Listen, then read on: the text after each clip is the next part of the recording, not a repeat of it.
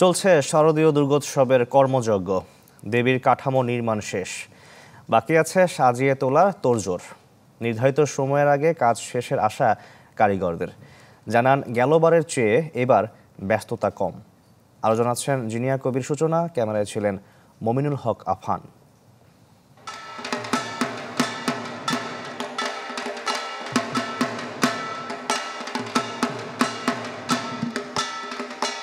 শুরু হয়ে গেছে প্রতিমা কারিগরদের ব্যস্ততা। কাঠামো তৈরি, এবার কেবল বাকি দেবী দুর্গা সেজে ওঠা।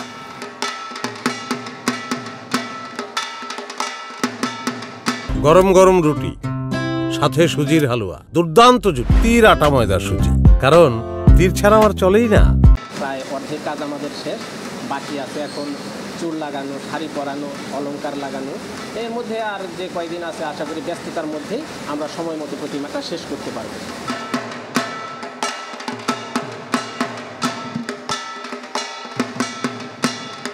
এবছর রাজধানীর শহরগুলো দেখা যাচ্ছে প্রতিমার সংখ্যা তুলনামূলকভাবে কম। কারিগরদের কাছেই জানতে চাইব, কারণ তারা এই বিষয়টি সবচেয়ে ভালো বলতে পারবেন। গেল বছরগুলোর তুলনায় এবছরের গল্পটা কতটা রঙিন কিংবা সাদা কালো। প্রতিমা কম, কাজও কম। দেশের অস্থিরতার কারণে আমাদের প্রতিমার সংখ্যা কমে গেছে। পূজা কমের কারণে আমাদের কাজের চাপ প্রথম দিকে ছিলই না, কিন্তু এই লাস্টের দিকে কিছু প্রতিমার অর্ডার হয়েছে। ঢাকের বাদ্য আর শঙ্খের ধ্বনিতে বাতাসে উৎসবের আনন্দ। তবে আনন্দ কতটা হৃদয়ের ধমনীতে, নাকি পাশাপাশি জায়গা করে নিয়েছে শঙ্কাও। সব জায়গায় পুজো হচ্ছে, কিন্তু যেহেতু পূজার আগে কিছু কিছু দুর্ঘটনা ঘটেছে, সেগুলো নিয়ে হয়তো কিছুটা শঙ্কা তৈরি হয়েছে।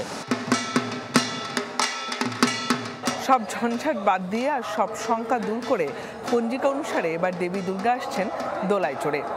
তার এই আশাটা যেন মানুষের আশাকে জিয়ে রাখে, উৎসব যেন আনন্দেরই হয়ে ওঠে, এই প্রার্থনা সবার। জিনিয়া কবির সূচনা, চ্যানেল 24, ঢাকা।